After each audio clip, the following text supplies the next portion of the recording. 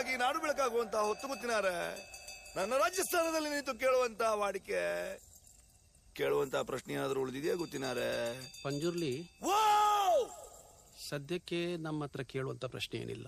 ನನ್ಗೆ ಉಂಟು. ಇದು ದೈವ ಮಾತಾಡುದ, ದೈವ ನರ್ತಕ ಮಾತಾಡುದ? ದೈವವ ನರ್ತಕನ ಇವತ್ತೇ ತೀರ್ಮಾನ ಆಗ್ಲಿ. ನರ್ತಕನಾದ್ರೆ ನಾನು ನಿಮಗೆ ಸಿಗುವಂತವನಾಗ್ಲಿ, ದೈವವಾದ್ರೆ